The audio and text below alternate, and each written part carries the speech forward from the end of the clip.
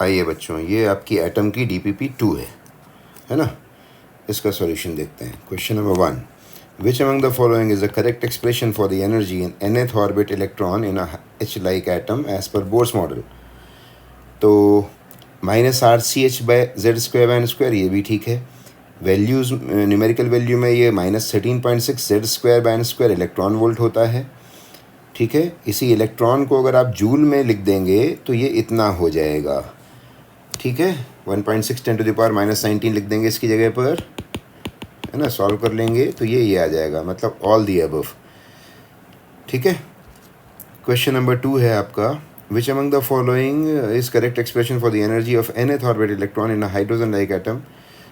Energy के लिए -2π² mk² Z² e⁻⁴/n²h²। First option is correct. यह क्वेश्चन आपको इसलिए दिए जाते हैं जिससे कि फार्मूला कम से कम एक बार, मैंने आपको रेडियस, स्पीड और एनर्जी 3 फार्मूला याद करने के लिए बोले हुए हैं। चलिए question number 3, during D excitation of H like atom from N2 to N1, और N2 आपका हायर स्टेट है, the frequency of radiation emitted is given bye. तो फ्रीक्वेंसी के सामने आपको याद होगा RC आता है, सिर्फ एनर्जी में RCH होता है ना। तो एनर्जी आपकी जो होती है वो आपकी फोटोन जो निकलता है डी एक्साइटेशन में, उसकी होती है RCH Z² 1/n1² - 1/n2²। और आप एनर्जी को पीछे ले जाकर HF लिख देते हैं, तो H से H कैंसिल हो जाता है, तो फ्रीक्वेंसी के फॉर्मूले में RC आता है। Second option is correct.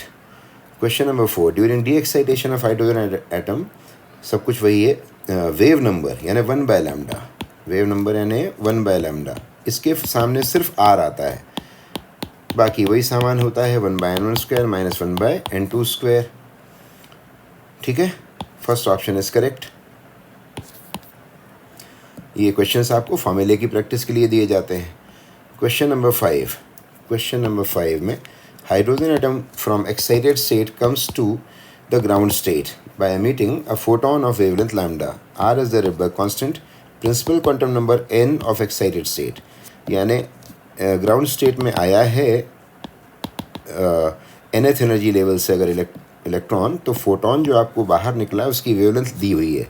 तो लगाइए formula 1/λ is equal to R Z। Hydrogen atom की बात हो रही है तो Z आपका 1 हो गया, R ठीक है। 1/n1, n1 आया किस में है, 1 में आया है, आया कहाँ से, n² से आया है, ठीक है। तो it is actually 1/λ R is equal to 1 - 1/n², है ना। इसको इधर ले आइए 1/n² को, तो 1/n² इधर आया, तो 1 - 1/λ R, ठीक है।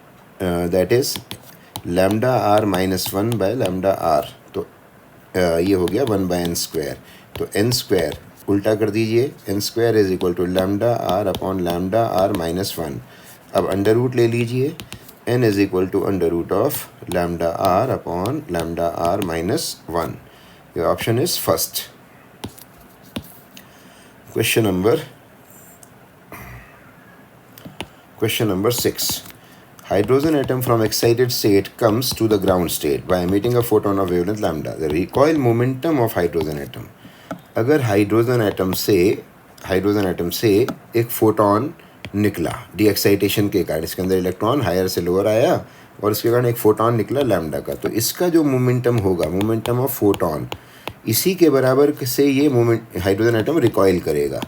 मोमेंटम ऑफ हाइड्रोजन एटम, वो जो 11th क्लास वाले टॉपिक्स में पढ़ते हैं ना अपन, गन से फायरिंग, तो बुलेट बाहर आगे निकली तो गन पीछे जाएगी, लेकिन इस दौरान मोमेंटम दोनों के मैग्नीट्यूड में इक्वल होते हैं। तो momentum of hydrogen atom in magnitude will be equal to momentum of photon, और मोमेंटम ऑफ फोटोन h/λ होता है ना। तो जो इसका है वही मैग्नीट्यूड इसका मोमेंटम का होगा, h/λ इज करेक्ट।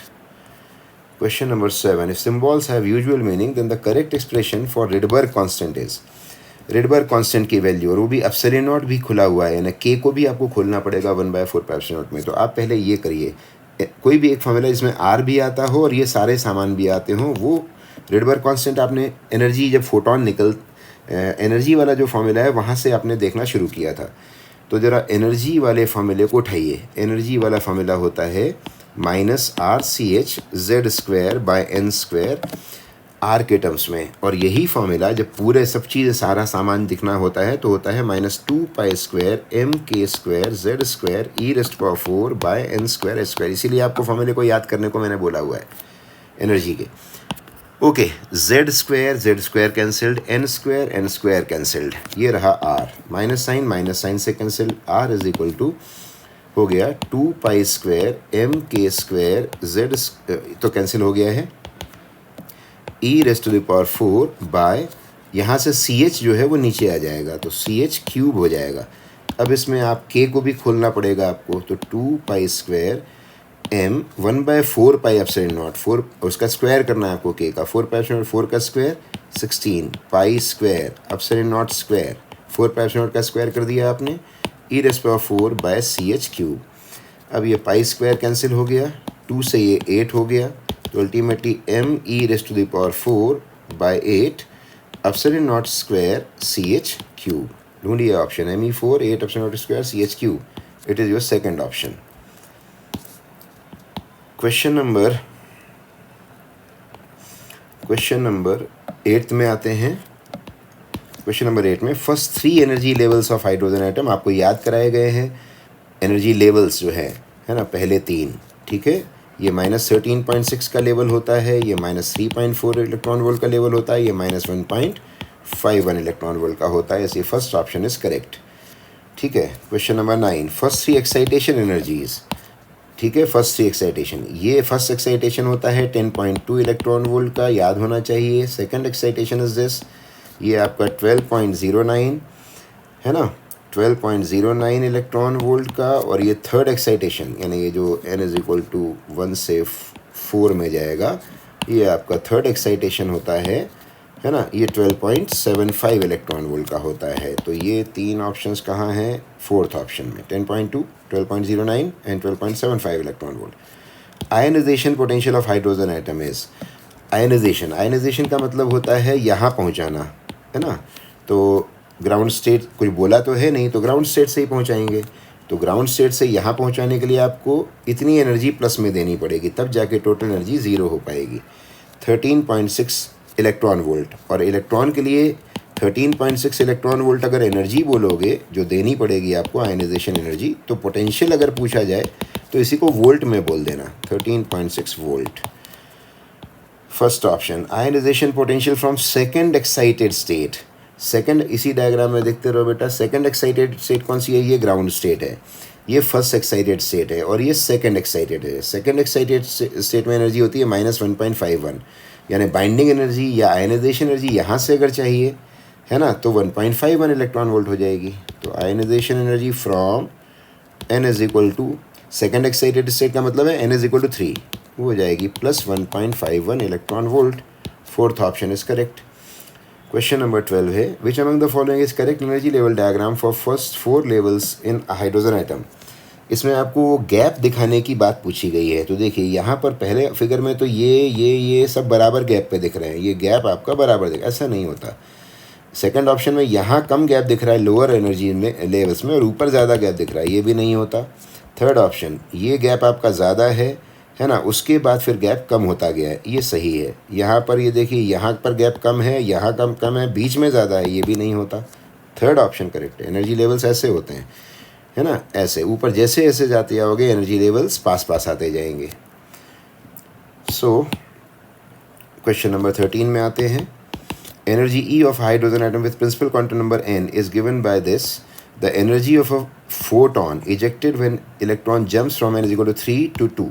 3 से 2 में जब आएगा तो कितने का फोटॉन आपको मिलेगा, कितनी एनर्जी का। तो energy of photon is equal to, value में जब हम काम करते हैं तो -13.6, और हाइड्रोजन एटम में काम कर रहे हो Z² 1 हो गया, n² जो उसने दिया हुआ है वही फॉर्मूला लगना है ना, लेकिन ये यहाँ रखे लगे 1/n1²। आना कहाँ है, 3 से 2 में, लोअर ऑर्बिट है आपकी 2, ये हो गई 1/3²। So it is -13, sorry, energy of photon वाले फॉर्मूले में हमेशा प्लस का साइन आता है, वो जानबूझ के उसने कंफ्यूज कर दिया आपको ये क्वेश्चन देते समय। ये एनर्जी लेवल है, एनर्जी ऑफ फोटॉन में तो माइनस कर लेते हैं अपन 2 एनर्जी लेवल, तो प्लस हो जाता है। तो इट इज़ 13.6 इंटू 9 इधर जाएगा, 4 इधर, 9 माइनस 4 5 और 9 4 ज़ा 36, यानी ये हो गया 13.6 इंटू 5 अपॉन 36, ये आ जाएगा आपका 1.9 के आसपास, 1.9 इलेक्ट्रॉन वोल्ट। ओके, चलिए ये आपका क्वेश्चन नंबर 14 आ गया। क्वेश्चन नंबर 14 में the radius of hydrogen atom in ground state is this, ठीक है। After absorbing some energy electron reaches in an orbit of this, what is the principal quantum number n of this orbit, यानी इस orbit का N बताना है। तो radius का ratio ले लीजिए, रेडियस आपकी डिपेंड करती है हाइड्रोजन एटम में, Z1 है तो n स्क्वायर, Z आपका 1 है, ओके, n स्क्वायर पे, तो जो आपकी radius r dash by r is equal to n dash square by n, final radius आपकी 21.2 into 10 to the power minus 11 और ग्राउंड स्टेट की थी 5.3 इंटू 10 टू द पावर माइनस 11 दी हुई है, ठीक है, 10 होना चाहिए, 0.5 होता तब होता, ओके सही है, is equal to n dash square by 1, क्योंकि ये ग्राउंड स्टेट की है। अब इससे आप सॉल्व करोगे, ये 4 टाइम्स कैंसिल हो जाएगा, है ना, 4, ये तो कैंसिल ही हो गया, तो n dash square is equal to 4, so n dash is equal to 2, यानी वो ऑर्बिट आपका सेकेंड ऑर्बिट है। क्वेश्चन नंबर 15 में आते हैं। The wavelength of radiation emitted is lambda naught when an electron jumps from the third to second orbit, third to n is equal to 3, यहाँ पर ये जो वेवलेंथ है वो आपकी लैम्डा नॉट है, ठीक है। For the electron jump from the fourth to second orbit, यानी यहाँ फोर्थ से सेकेंड ऑर्बिट में जंप होगा तो लैम्डा कितनी होगी, ये लैम्डा डैश पूछा है। लगाइए फॉर्मूला, 1 बाय लैम्डा का फॉर्मूला होता है, या मैंने तो आपको ऐसे बताया है कि 1 बाय लैम्डा जो है वो ये जो बॉक्स होता है n1 स्क्वायर का, इससे उल्टा चलता है, 1 बाय लैम्डा सीधा चलता है, लैम्डा उल्टा चलेगा, इसलिए तो लैम्डा डैश अगर आप ऊपर रखेंगे तो ये सामान आपको इसका जो है वो नीचे रखना पड़ेगा। डैश वाला है ये 4 to 2, तो 1 by 2 square minus 1 by 4 square, और लैम्डा था आपका 3 to 2, 1 by 2 square minus 1 by 3 square, so lambda dash is equal to 9 minus 4 5 by 36 into, ये हो गया आपका 16 माइनस 4 12 बाय 4 इंटू 16, ठीक है, इतना लैम्डा नॉट, 12 3 ज़ा दिस, ये आपका हो गया इज इक्वल टू 5 बाय 16 4 ज़ा 64 64 इंटू 3 64 इंटू 3, ये हो गया 192। कुछ ऑप्शन तो दिख नहीं रहा ऐसा, तो कुछ मिस्टेक कर दी मैंने, एक बार जस्ट फिर से चेक कर लेता हूँ। यहाँ तक आप आ चुके हो, कैलकुलेशन में ही कुछ गड़बड़ हुई होगी, एक बार फिर से पढ़ लो क्वेश्चन को, आपको ट्रांजिशन सही दिए हैं ना, थर्ड टू सेकंड है और फोर्थ टू सेकंड है, सही है, third to second fourth to second, ये लैम्डा नॉट है, ये लैम्डा निकालना है। चलिए फिर से शुरू कर देता हूँ, lambda naught by lambda naught is equal to, ये इसका वाला जो सामान है लैम्डा डैश वाला वो यहाँ रखिए, 4 to 2 है, तो 1 by 2 square minus 1 by 4 square, और यहाँ पर 1 by 2 square minus 1 by 3 square, यानी 9, तो इट इज़ 1 बाय 4 माइनस 9 यानी 5 बाय 36, और ये हो जाएगा आपका 16 माइनस 4 12 नीचे रहेगा और 16 इंटू 4 ऊपर चला जाएगा, यहाँ ही मिस्टेक कर दी होगी हमने पिछली बार, ओके 4 ये आपका 4 3 ज़ा दिस हो गया, और ये हो गया आपका 16 इंटू 5 65 इंटू, है ना, गड़बड़ है कुछ, है ना। चलिए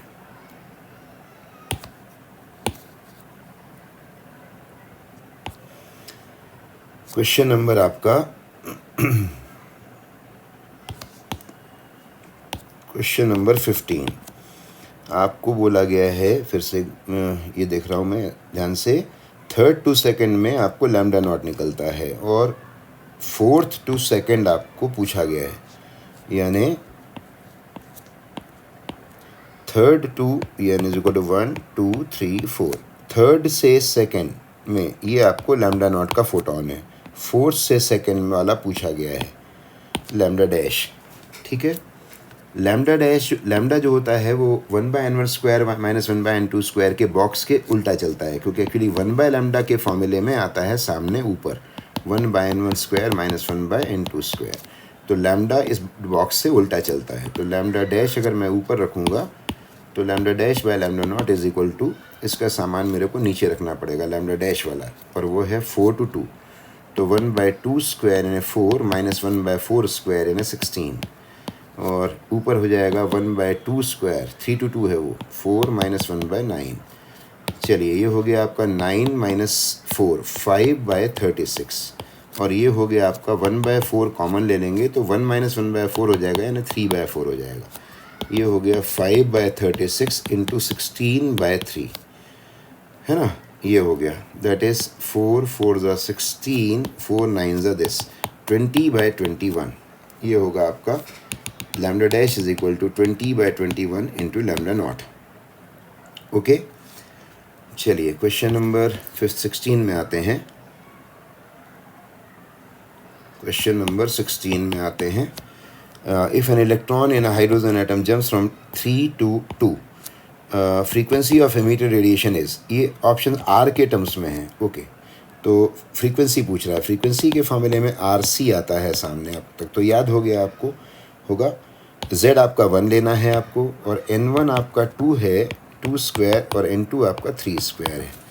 तो फ्रीक्वेंसी हो जाएगी R C 9 minus 4 5 by 9 4 36, 5 RC by 36। Third option is correct. Question number 17 में आते हैं।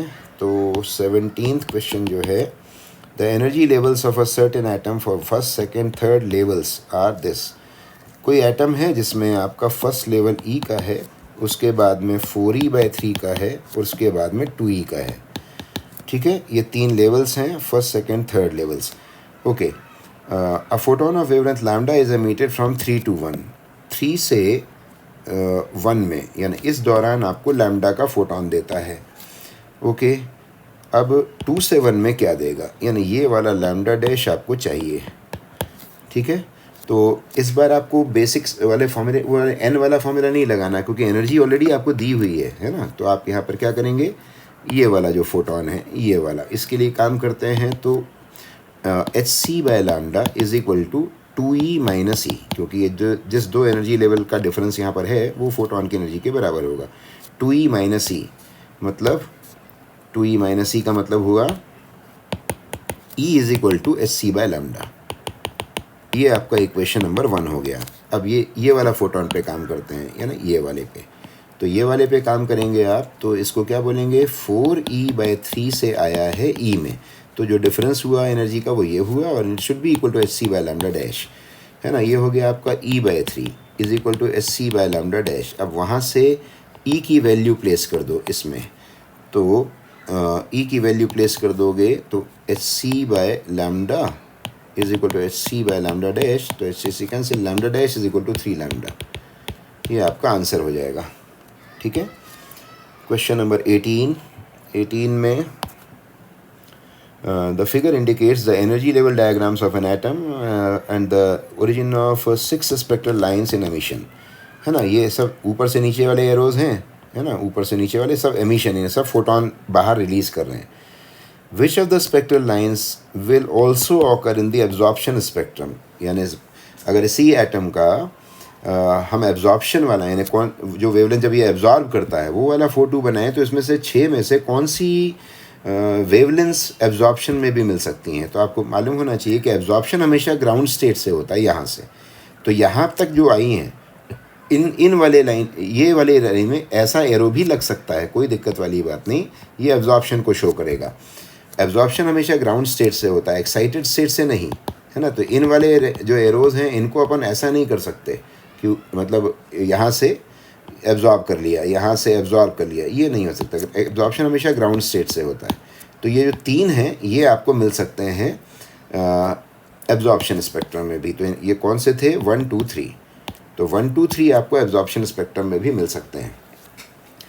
Question number 19, the first excitation potential of a given atom is this 10.2 volt. Excitation potential first है, ये तो हाइड्रोजन एटम ही है।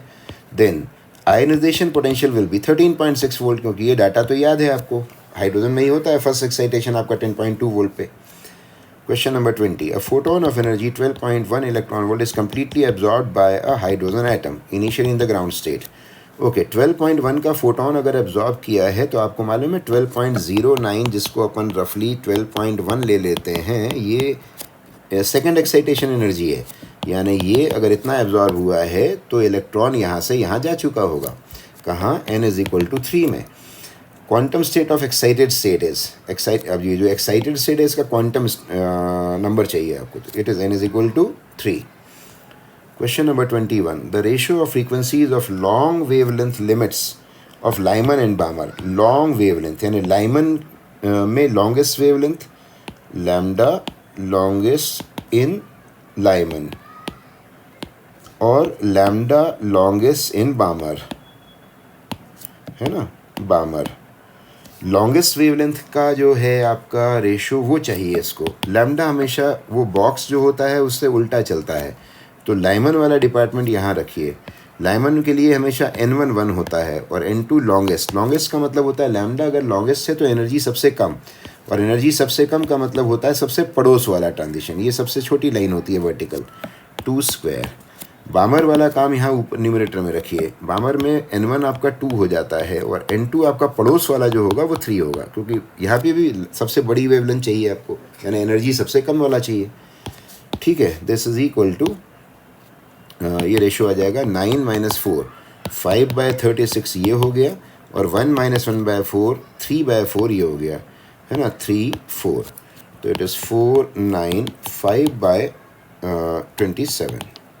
ठीक है, लाइमन और बामर का रेशो मांगा है, इट इज़ 9/27 आ रहा, सॉरी 5/27 आ रहा है ना। एक बार चेक करो बेटा, लॉन्गेस्ट लाइमन का the ratio of, sorry frequency का रेशो चाहिए था बेटा। चलो कोई गलती से अपने लैम्डा का रेशो निकाल लिया, तो फ्रीक्वेंसी का रेशो उल्टा कर लेना, है ना। तो ये 27/5 हो जाएगा।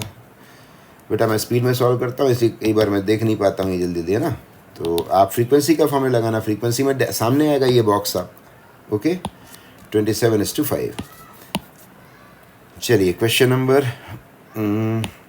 22, in the hydrogen atom H alpha line arises due to transition of electron from third to 2। बिल्कुल सही है, बामर की लाइनें हैं, विजिबल जो लाइनें होती हैं। H अल्फा लाइन आपकी जो होती है ये फर्स्ट बामर लाइन होती है, ये आपका H अल्फा लाइन है ना, जो कि रेड कलर की होती है। In the spectrum of single ionise, sorry ये हाइड्रोजन एटम में H अल्फा होती है due to 3 to 2। In the spectrum of singly ionise helium there is a line among having almost same wavelength as that of H alpha line.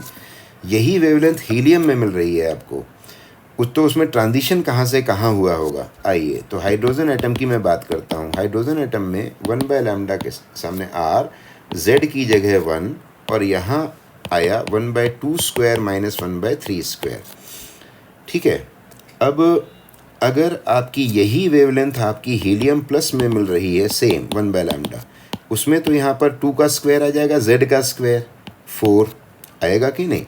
अब उसमें भी अगर ये ही चीज़ मिल रही है तो इसका मतलब है कि इस ऊपर वाले एक्सप्रेशन को मेरे को अगर नीचे वाले के बराबर करना है तो ये नीचे मेरे को एक्स्ट्रा 4 चाहिए पड़ेगा, उस 4 को अंदर ले जाओ।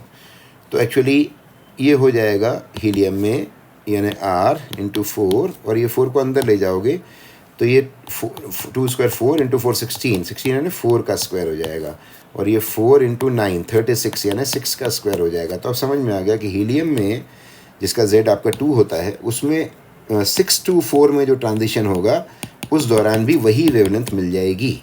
आई आवाज़ समझ में? 6 to 4 टिक करिए, 4th ऑप्शन। क्वेश्चन नंबर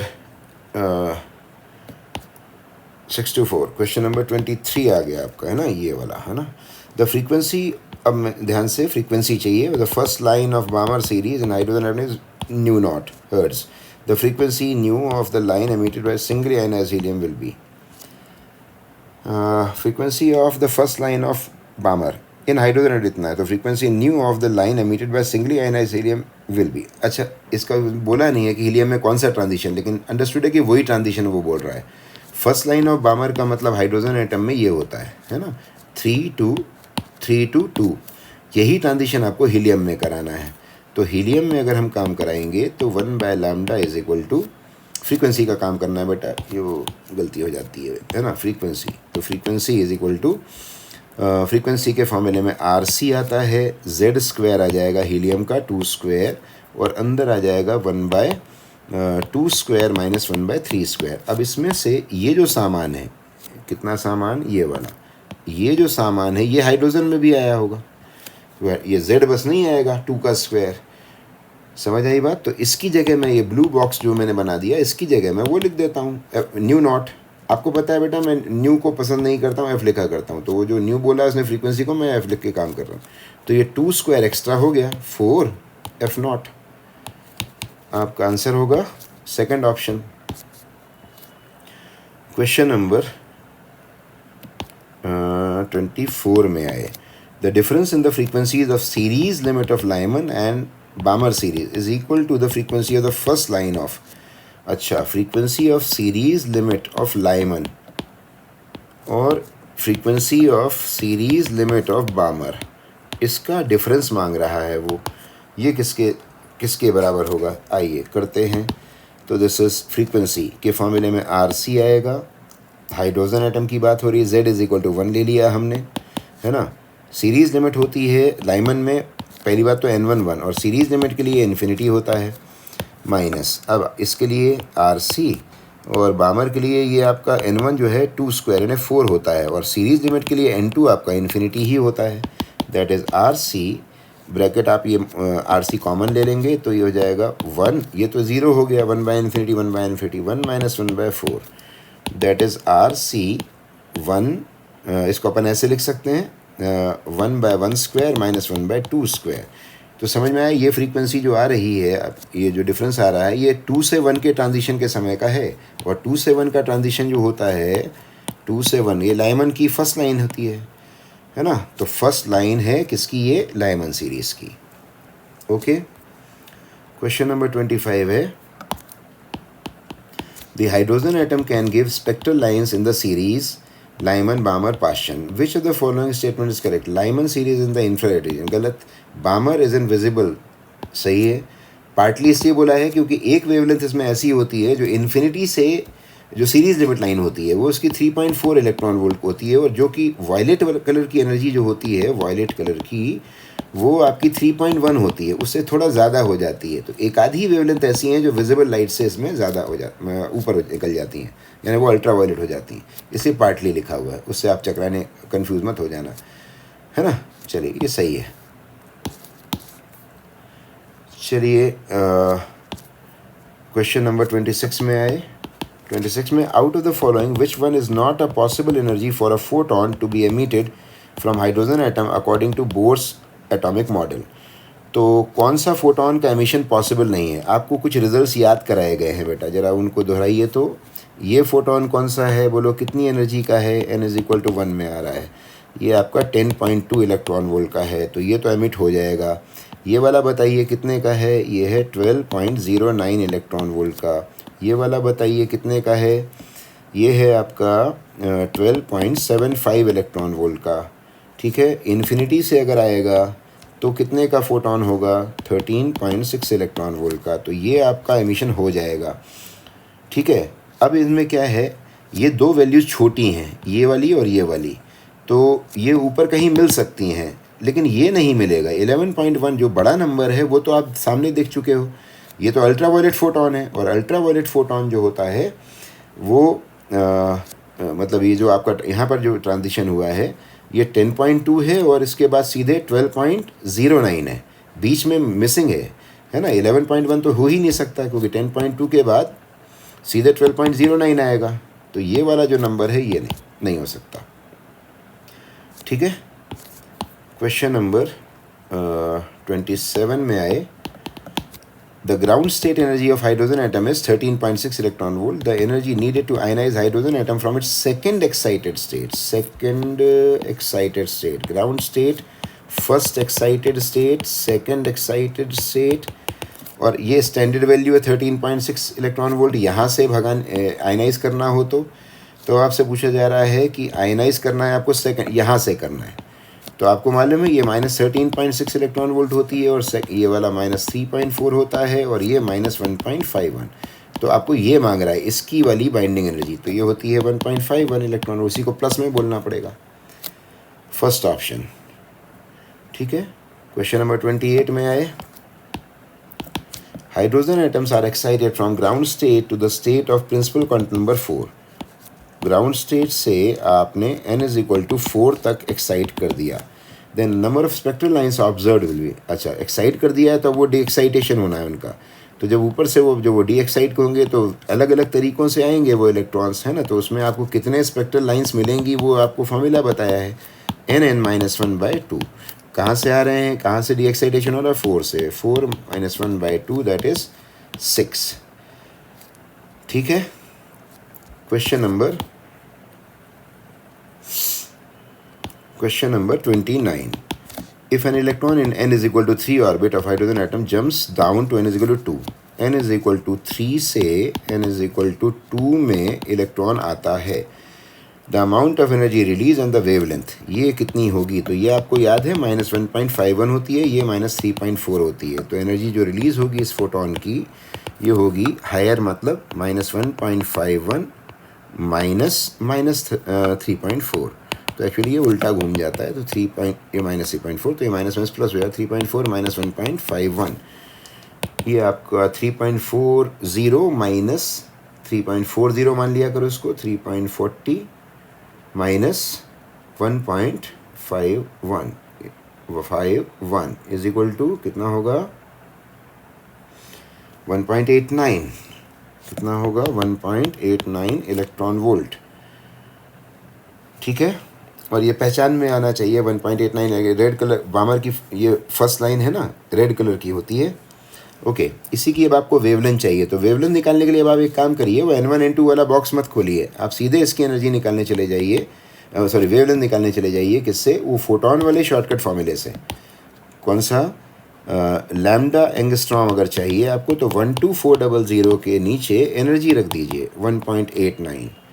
ठीक है, तो लगभग इसको 2 मान लें अगर, तो 6000 एंगस्ट्रॉम के आसपास आ जाएगी, तो 6000, ये आप थोड़ा सा मेहनत कर लेना बेटा, पूरा सॉल्व कर लेना, ठीक है ना, 12400 divided by 1.89 is equal to 6560 आ जाएगा, 6560 एंगस्ट्रॉम, ये आपका आंसर हो जाएगा, लगभग नियरेस्ट आंसर टिक कर लेंगे हम।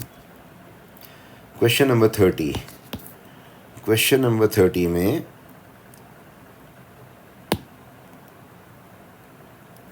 क्वेश्चन नंबर 30 है आपका, the longest wavelength that a singly ionise helium atom in its ground state will absorb. Longest wavelength ground state में जो हीलियम एब्जॉर्ब कर सकता है, तो आप बताइए हाइड्रोजन एटम लॉन्गेस्ट वेवलेंथ कौन सी एब्जॉर्ब कर सकता है जिससे कि वो आप यहाँ के इलेक्ट्रॉन को इन्फिनिटी में भेज दे, यानी हाइड्रोजन एटम की बात करें अगर ये आयनाइजेशन एनर्जी हाइड्रोजन की, तो ये 13.6 इलेक्ट्रॉन वोल्ट है। किसी और की चाहिए आपको, हीलियम प्लस की चाहिए, तो Z² का इंटू कर लेना, एनर्जी के फॉर्मूले में Z² आता है 13.6 × 4। ठीक है, तो this will be equal to, अच्छा वैल्यू नहीं चाहिए, आप कहाँ गया क्वेश्चन, कौन सा, हाँ ये था, ओके सॉरी वेवलेंथ चाहिए था शायद आपको, लॉन्गेस्ट वेवलेंथ है ना, नहीं मैं एक मिनट फिर से सॉल्व कर रहा हूँ बेटा, ध्यान से पढ़ा नहीं क्वेश्चन, चलिए फिर से सॉल्व कर रहा हूँ। ये बोल रहा है longest wavelength that a singly ionise helium atom in its ground state will absorb. Longest wavelength यानी सबसे कम एनर्जी जो वो एब्जॉर्ब कर सकता है, ये तो 10.2 वाला चक्कर है ना। हाइड्रोजन एटम में आपको ये जो ग्राउंड स्टेट से जो नियरेस्ट एनर्जी एब्जॉर्प्शन की होती है ये 10.2 इलेक्ट्रॉन वोल्ट होती है, ठीक है कि नहीं, तो 10.2 इलेक्ट्रॉन वोल्ट होती है, तो हीलियम में यही कितनी हो जाएगी, इन हीलियम प्लस Z² का इंटू कर लेंगे, तो 10.2 इंटू Z² यानी 4 दैट इज़ 40.8 इलेक्ट्रॉन वोल्ट। इससे आप वेवलेंथ निकाल लेना, lambda in angstrom is equal to 12400 upon energy ये रख दीजिए 40.8 दैट इज़, इसका तो आराम से डिवाइड कर लोगे है ना, 12400 divided by 40.8 is equal to 303 के आसपास आ जाएगा। 304 दिया हुआ है आपको ऑप्शन में, ये टिक कर लो। देखो बेटा, यहाँ पर जो मैं अप्रोच सिखाया हूँ आपको वो ये वाली सिखाया हो, इसको आप n1 स्क्वायर n2 स्क्वायर से सॉल्व करोगे तो उसमें आपको रेडबर्ग कांस्टेंट की वैल्यू वगैरह भी रखनी पड़ जाएगी, है ना। थोड़ा सा मेहनत ज़्यादा हो सकती है, समझ आया। या एक बार मैं उस तरीके से भी दिखा देता हूँ जिसमें आपको सूट करे, ठीक है ना। देखिए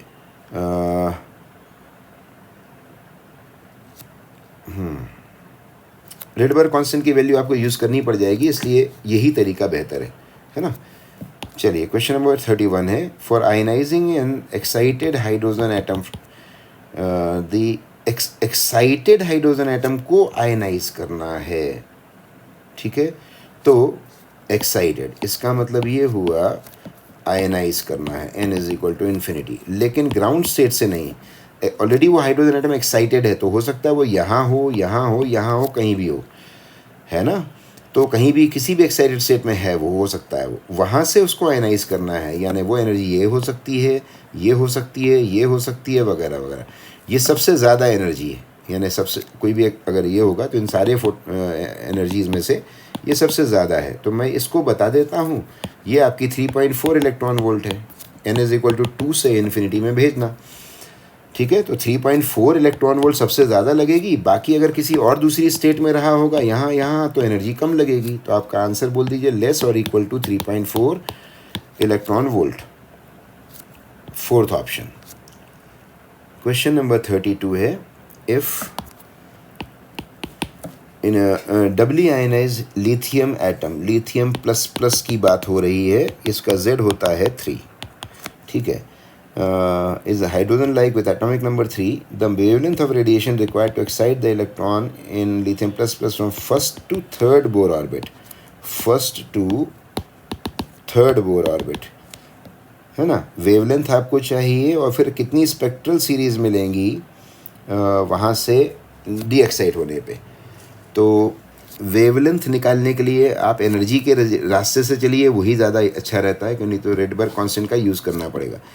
चलिए, तो ये एक्साइट करने के लिए कितना एनर्जी चाहिए, ज़रा ये एनर्जी निकालिए। तो ये एनर्जी पहले हाइड्रोजन एटम में बताइए कितनी होती है। ये आपका सेकंड एक्साइटेशन है, सेकंड एक्साइटेशन मतलब 12.09 इलेक्ट्रॉन वोल्ट। तो इसमें कितनी होगी, जब Z इज इक्वल टू 3 है तो आपको एनर्जी के फॉर्मूले में Z स्क्वायर का इंटू हो जाता है, तो 3 स्क्वायर इंटू 12.09, ठीक है। दैट इज़ 9 इंटू 9 का इंटू तो आराम से कर लोगे ना बेटा, 9 इंटू 12.09 इज इक्वल टू, ये हो गया 108.8 इलेक्ट्रॉन वोल्ट। अब यहाँ से आप लैम्डा निकाल लिया करो, कैसे, वो फोटोन वाला शॉर्टकट, लैम्डा एंगस्ट्रॉम में आ जाएगा 12400 अपॉन 108.8, ठीक है। तो ये हो जाएगा आपका 12400 है upon 108.8, this will come about 114 angstrom के आसपास आ जाएगा, ठीक है। ये मिल गया आपको आंसर। अब यहाँ से जब डी एक्साइट होगा, उसने ये भी पूछा है कि number of different spectral line जो डी एक्साइटेशन पे मिलेंगी, तो जब यहाँ पहुँच जाएगा इलेक्ट्रॉन थर्ड एनर्जी लेवल पे, तो ये ऐसे आ सकता है या फिर ऐसे आ सकता है ना, यानी 3 डिफरेंट फोटोन वो दे सकता है। तो दूसरा जो आंसर होगा वो 3 है।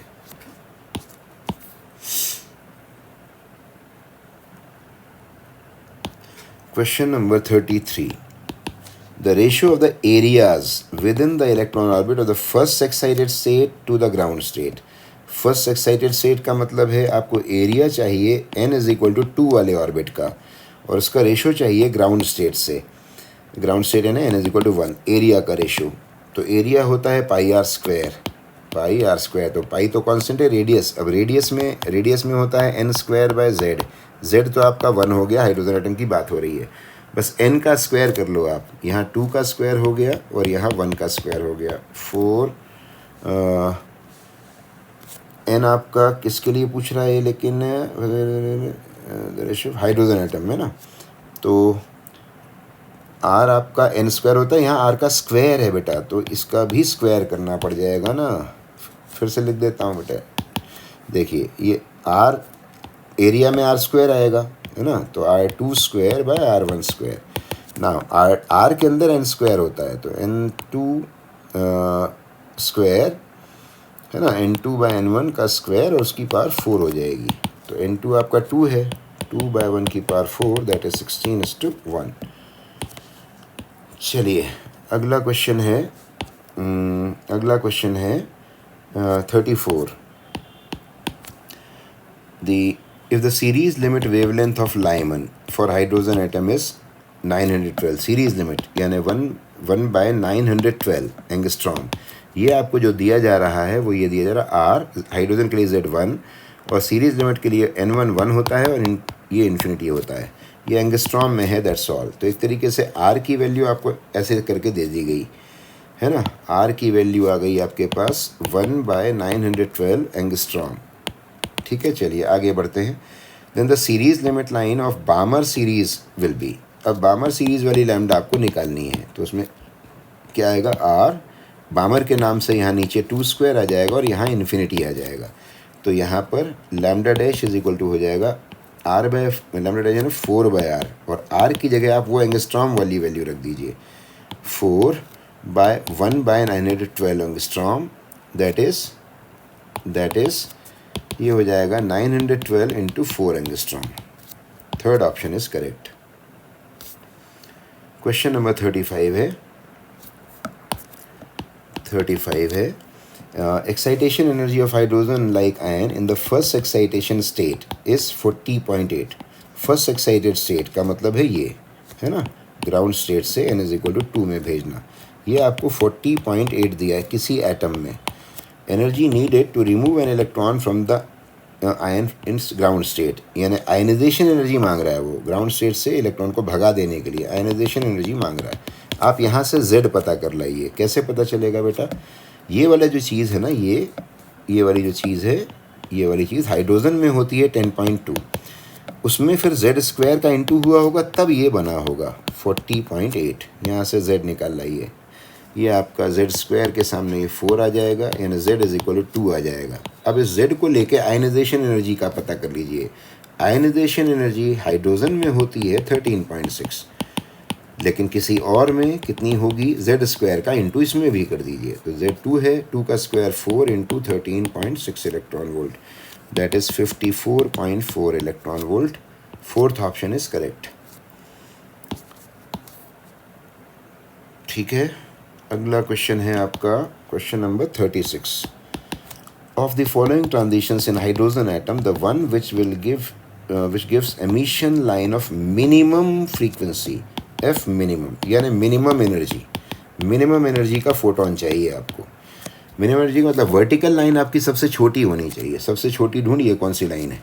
1 से 2 में तो हो ही नहीं सकता क्योंकि ये तो एब्जॉर्प्शन है, एमिशन नहीं है। 3 से 10 में हो नहीं सकता, 10 से 3 में होगा और 2 से 1 में होगा, लेकिन 2 से 1 वाला लाइमन वाला फोटोन है, उसका मुकाबला ये कोई भी ये पाश्चन का है, तो पाश्चन वाले की जो एनर्जी है वो कम होगी, है ना, और कम होगी, इसलिए जो फ्रीक्वेंसी है वो कम होगी, इसलिए थर्ड ऑप्शन। क्वेश्चन नंबर 37 में आए, a gas off monochromatic hydrogen monoatomic hydrogen is bombarded with a stream of electrons that have been accelerated from rest to 12.75 volt. 12.75 volt का एक्सेलरेशन वोल्टेज देकर अगर आपने एक्सेलरेट किया है हाइड्रोजन एटम्स को, तो आपको पता है क्या कि ये होता है 10.2, ये होता है 12.09, ये होता है 12.75, यानी आपने उन इलेक्ट्रॉनों को, हाइड्रोजन एटम के इलेक्ट्रॉनों को n इज इक्वल टू 4 में पहुंचा दिया है। Okay, now in the emission spectrum one can not have any line of. अब जो एमिशन यानी जब ऊपर से अब ये इलेक्ट्रॉन आएंगे तो वो क्या क्या दे सकते हैं, वो ये दे सकते हैं, ये दे सकते हैं, ये दे सकते हैं, ये दे सकते हैं, क्या दे सकते हैं, ये सब दे सकते हैं।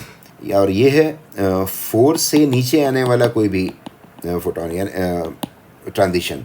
ठीक है, चलिए चेक करते हैं। लाइमन दे सकता है, ये आपका लाइमन है, फोटोन है। ओके, बामर दे सकता है, बामर आपका ये वाला फोटोन हो गया, n = 2 में आएगा, ये भी दे सकता है। पाश्चन दे सकता है, यानी ये हो गया पाशन का फोटोन, ये भी दे सकता है। पी फन कहाँ से देगा? 5 वाला लेवल तो ऊपर है, वहाँ थोड़ी होगा इलेक्ट्रॉन का लौटना, है ना, वो तो एक्साइटेशन कहलाएगा।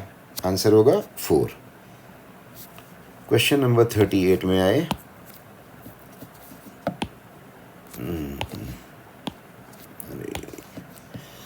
क्वेश्चन नंबर 38 में आए, energy levels A, B, C of a certain atom correspond to increasing values of energy EA less, यानी ये EA कम है किससे? EB से, और EB कम है EC से।